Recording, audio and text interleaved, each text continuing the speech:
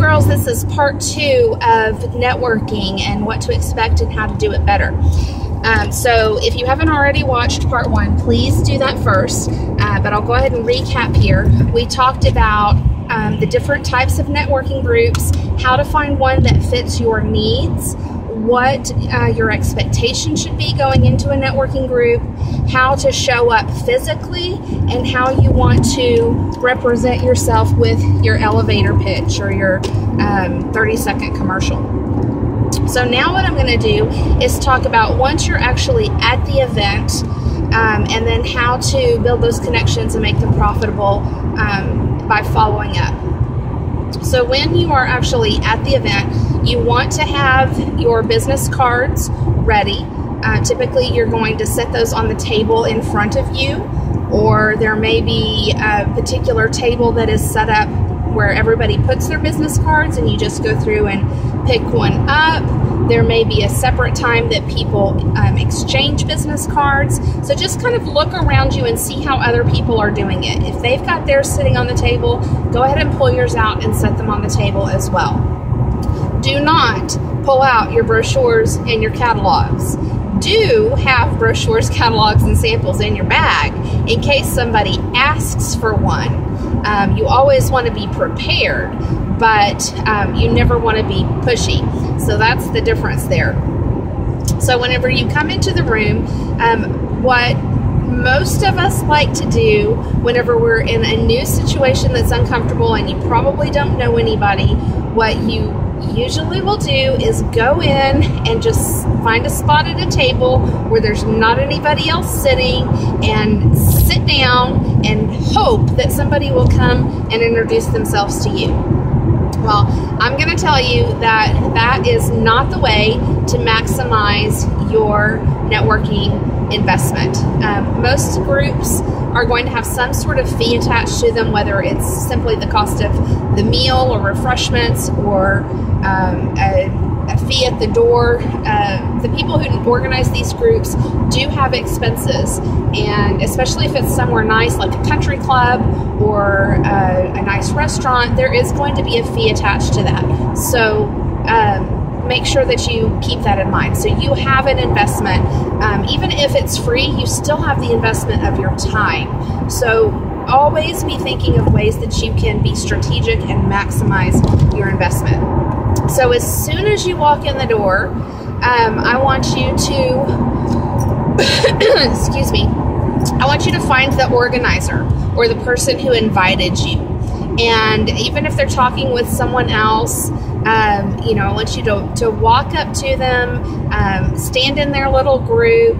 If it's appropriate, put your hand on their shoulder or their arm and say, "Hi, Stacy, I'm here. Thank you so much for inviting me. This looks like fun." And that usually will provide enough of a break that she is going to begin introducing you to people. And so I want you to wear your name tag, which I forgot today. But I want you to wear your name tag on the right side of your shirt or your jacket. And the reason for that is most people shake hands with their right hand like this, and the eye naturally travels up the hand to that right shoulder in the person's face. And so if your name tag with your Jamberry logo is on the right side when you shake hands with them, it's going to help them connect the introduction, the name, the logo, the brand, your face, helps them put it all together, okay? The next thing I want you to do is if they are not wearing a name tag or you didn't hear their name correctly, ask them right then. I'm sorry, was it Brandy or Mandy? You want to get it right then. And then the challenge is to use their name in conversation 3 times as soon as possible. And that helps you remember their name. So it could go like this. Stacy says, "Hi Noel, this is Brandy. She's with such and such company." "Oh, Brandy? Okay. Brandy, it is so nice to meet you. Tell me a little bit about your company." Okay? See, you didn't start off throwing Jamberry stuff at them. You want to know about their company. And then, you know, usually the conversation will kind of turn and people will talk about other things. So bring it back to Brandy with a question and say, now, Brandy, I heard you say that your printing company offers such and such. You know, I know that the Pantone color of the year this year is Marsala. Have you seen a lot of people doing things with that? So 1, you have used her name again. 2, you have acknowledged what she is doing, and you have asked her an open-ended question about something that is appropriate to the industry, and it also establishes you as a professional. Whoa, that girl, that direct sales chick, knows that Pantone's color of the year is Marsala? Wow, how did that happen? So you want to find ways to introduce your knowledge into the conversation in a way that's asking them information about their business and showing interest in them. Zig Ziglar says that the best way to get other people interested in you is to be interested in them. The best way to be successful is to help other people be successful. And that's why networking works so well, is you're building those relationships and helping other people, and at the same time you're establishing yourself as a valuable resource and as a professional in your industry and in your community. So you've done the little introductions. These are the informal introductions. This is not where you do your elevator speech. This is just the informal meet and greet, mix and mingle, maybe a cocktail hour, depending on the types of the groups. And then whenever it's time to take a seat, I want you to not sit with the person who brought you unless they invite you to. And that sounds kind of weird, but you already know that person. And the whole reason that you're there is to meet new people. And so this is the second tendency. You know, the first tendency, if we don't know anybody, is to go sit at a table that there's not anybody sitting at. The second tendency is to just sit, you know, dance with the one that brung you. Sit with people that you know. And so that is counterintuitive, but that's what I want you to do.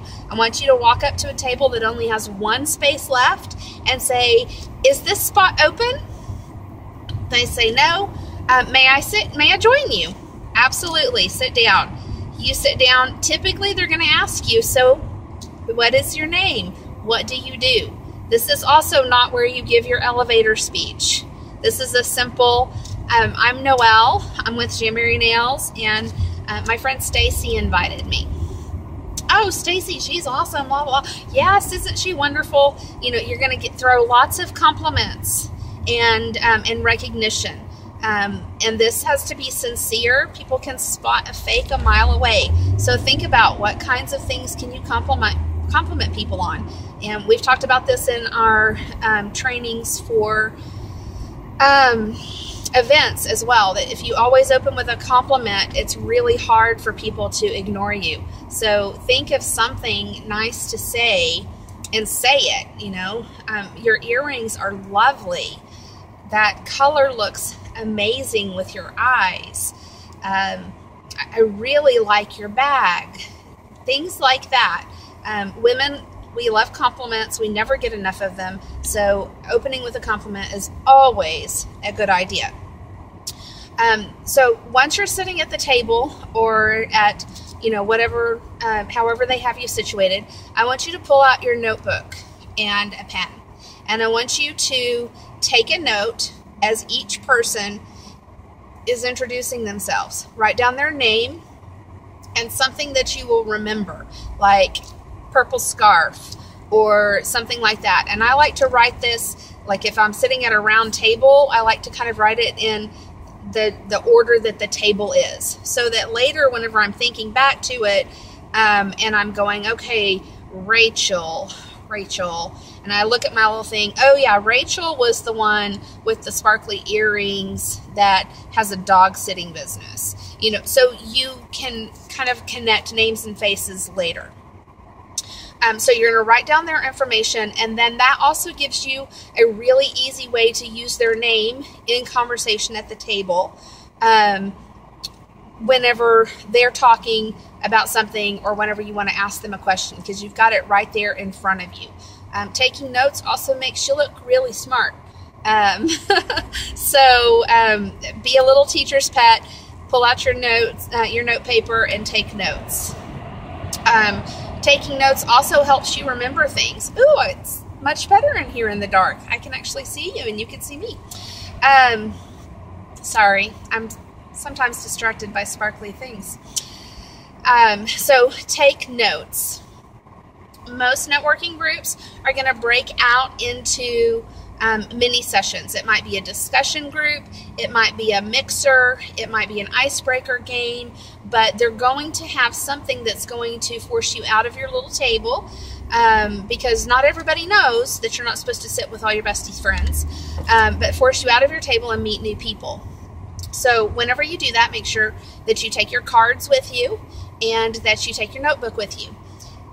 The other thing I recommend is that you have a ultrafine Sharpie pen whenever you're going to these networking events, because a lot of people's business cards have a very glossy surface on them, and your regular pen is not going to be able to take notes on it. So what I like to do whenever I go to a networking event is take their business card, and just as they're talking and we're talking, make some notes on it.